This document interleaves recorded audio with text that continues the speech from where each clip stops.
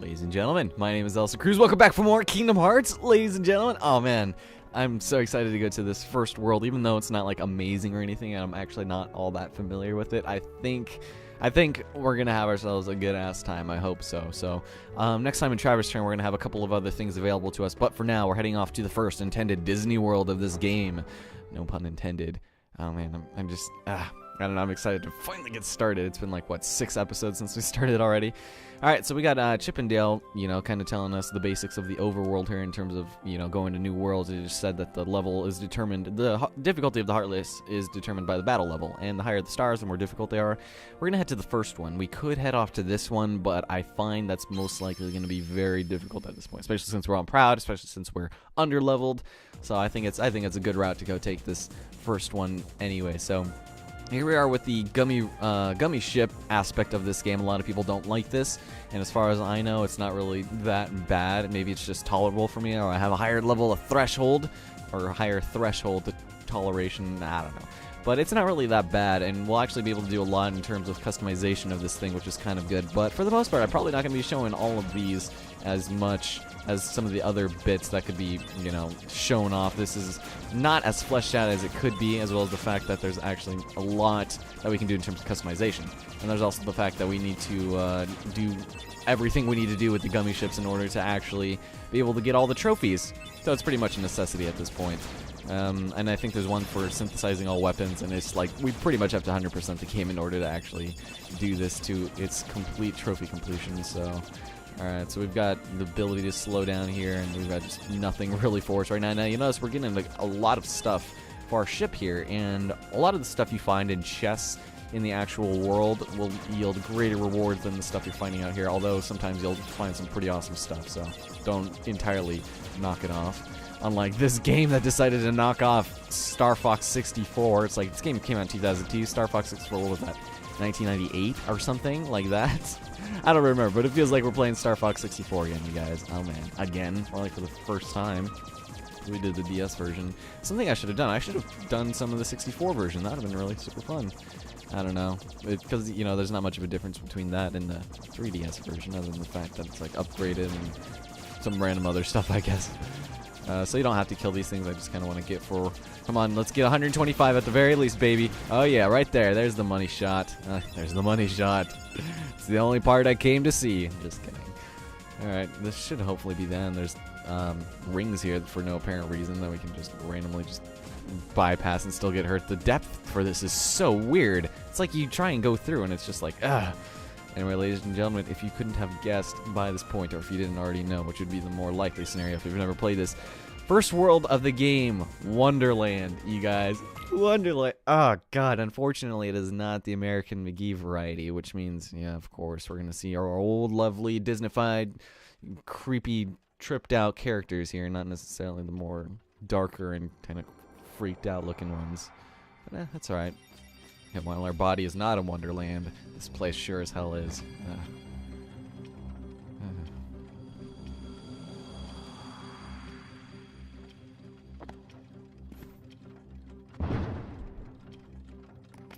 Oh, my fur misses! I'm late! Oh dear! Oh I'm here! I should be there! Oh, I'm late! Oh, the Queen! She clapped my head for sure!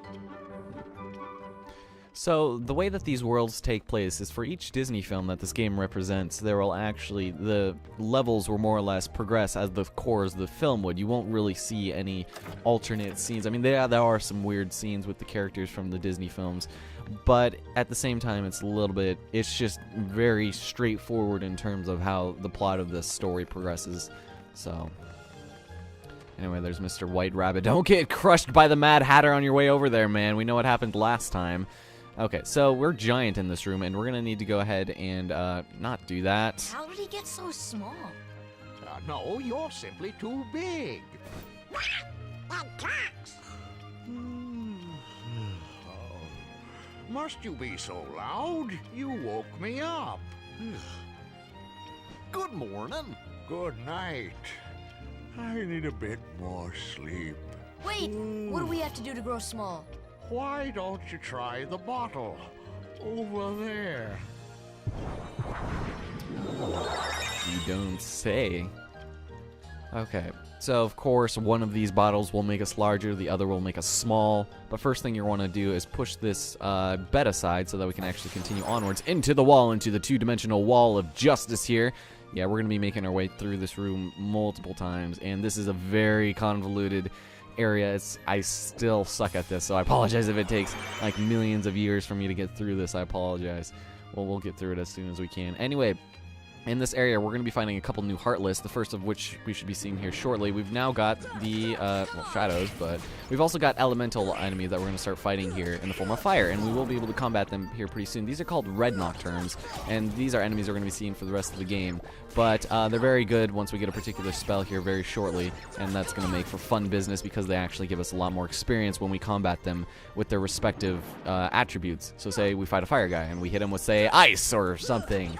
Well, it'll give us a lot more experience than if we just take him out normally. So that's kind of a fun situation.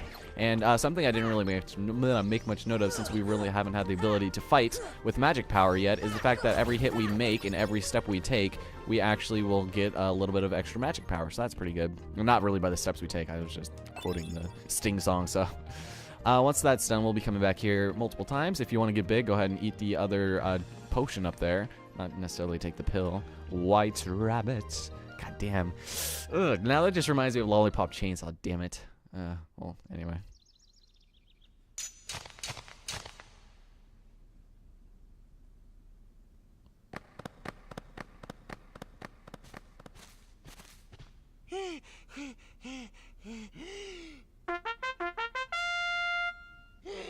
Court is now in session. I'm on trial. But why?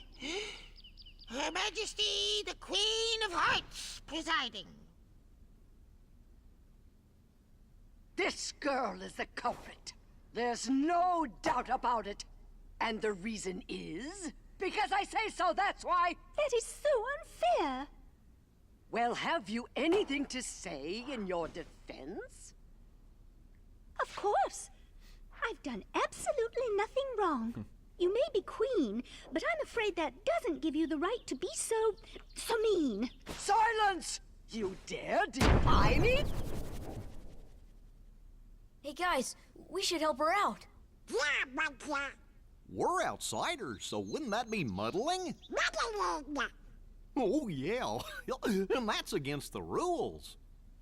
The court finds the defendant guilty as charged for the crimes of assault and attempted theft of my heart. Off with her head! No! Oh, please! Hold it right there! Who are you? How dare you interfere with my court? Excuse me, but we know who the real culprit is. Uh-huh. It's the Heartland.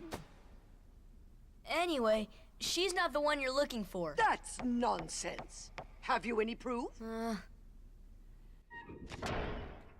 Uh-oh. Bring me evidence of Alice's innocence, of course. So, Phelan, it's off with all your heads. That sucks. So we can gather as much or as little evidence as we please, and this is kind of a thing. If you want, you only need to collect one piece of evidence in order to actually go through this, but it's probably a good idea just to grab all of them so we can explore most of what this area has to offer, which is quite a bit, and even to this day, as per Square Enix's request, I still get confused in a lot of places just because of how much crap there is and how many times we're gonna have to come back to it. Anyway, let's go talk to Alice, because we can clearly just speak to prisoners after they've been imprisoned, and they'll basically just be making their acquaintances, so that's pretty good. Yeah, wouldn't it be kind of a weird shock to see American McGee's Alice just chilling in there? She's like, where's my fucking bloody steak knife?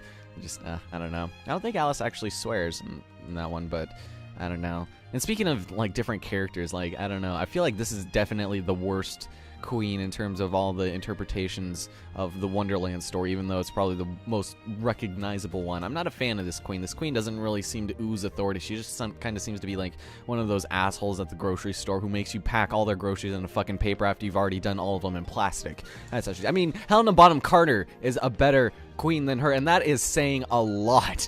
What do you got to say, Mr. Rabbit Man? Alright, so before you sit so, Royal Majesty, the noble Queen of Hearts. And then we've got all these assholes over here, so...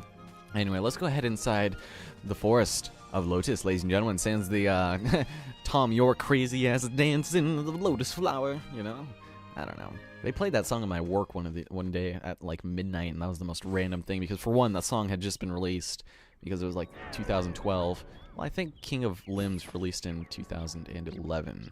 But it was still a really random time. And ladies and gentlemen, one of my favorite characters, if you guys watched my Alice walkthrough, it's the Cheshire Cat.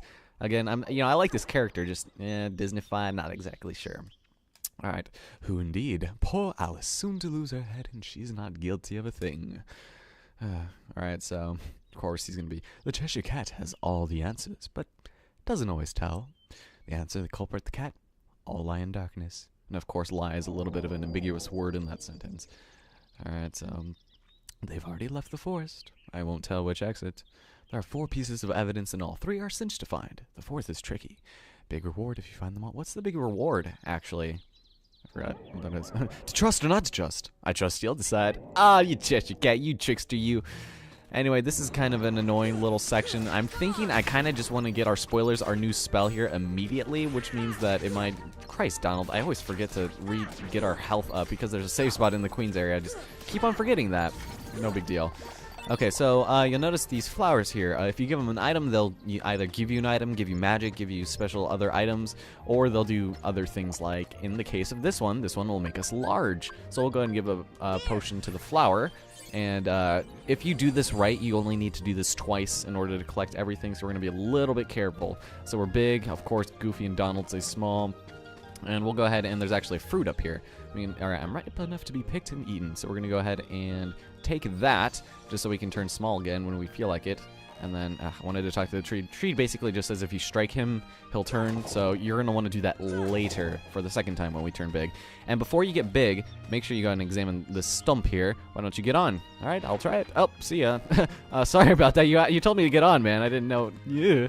So if we go up into that little hole up there, we'll be able to head off to the area where we can get our spell. So that's pretty nice. And then this is in the right spot, is it? Just double checking. Okay, just make sure. I don't want to be big again and waste potions, because that would be very good for us, considering how much we suck at carrying items. Okay, so we've got enemies here. All right, some more shadows. Very nice. So for the most part, I think I'm just going to be fighting most of the enemies we come across, and then any additional grinding I'll just do off screen. But I'm not going to, like, you know, go through every encounter. If I need to be somewhere and we've been playing for a while, then I'm just going to go ahead and just run past him, you know? So, oh, wow, we got a bunch of items here. We got a potion. I think that's an ether, and what else was it? Camping set, maybe? Or something. Oh, it's a tent. Close enough. Well, not really. Tents aren't really that great. So these pink boxes actually hold the evidence to Alice's innocence. And when you open up the chest, ladies and gentlemen, in the form of evidence, you got the footprints in a chest, because that makes a whole lot of sense. Okay, what's this guy? All right, he wants a potion. He'll give us a high potion in return, so I'd say that's well worth it.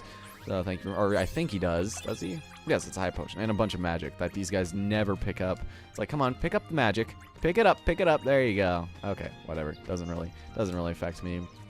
Okay, then we can jump up here if we like, and we can head over to this area right here real quick. But what I want to do first is head off to this one right over here, the one that we just opened up as a big man. And I do believe this is the one. This is kind of a dickish one, if I do recall correctly. All of these lead to different areas later on, so as I said, it's fairly confusing. Okay, so we land on the faucet. This is annoying because Donald's in our way, and we need to get to that jumping point over there. All right, Donald, it's either you or me, man, so you better make sure you move your whiskers or your feathers. Ugh, God damn it. God, he's so annoying because he just gets in your way. Anyway, let's open this up. Ladies and gentlemen, we got the claw marks. Yes, we actually collected the embodiment of claw marks. Well, look what you found. Nice going. Now we can save Alice. Of course, don't be so sure. She may be innocent. But what about you? Wait, what do you mean? That doesn't make any sense. All right, so he won't tell, but it'll give us something. We attain the power of ice. Ladies and gentlemen, we learned Blizzard. Yeah! Oh, man, Blizzard. You guys, Blizzard. Oh, man, Blizzard. Blizzardy Blizzards. All right, so now we can actually take out those stupid red nocturnes really easily at this point. Nothing else we can really do in here. I thought more enemies would spawn, but at least now we can regenerate our health. God, Donald just loves to do backflips everywhere he goes. He just likes to show everyone off his prowess of gymnastics, the years of ballerina he spent studying that particular subject. Whatever. Anyway, now we can take care of those nocturne guys pretty easy. We have 2 of the evidences right now. I'm trying to think of what we're going to want to do. We're probably going to want to just come back after the fight. So if we see any of the red nocturnes, which we hopefully will be here shortly, you get a lot of extra experience for taking them out with the blizzard. So it's recommended just to use that at most, if not all costs. Other people, it's not really inherently necessary to, but since it's Donald's main form of attack, it's not nearly a bad idea. Okay, so we're going to do something a little different, actually. There's a chest up on that upper ledge right in behind me.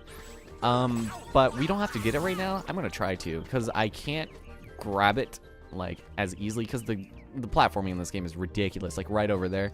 All right, so we've got this.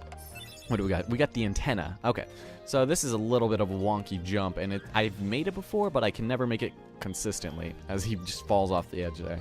All right, let's do the soar. Me and you, buddy. I know you can do it, man. You and your goofy-ass shoes.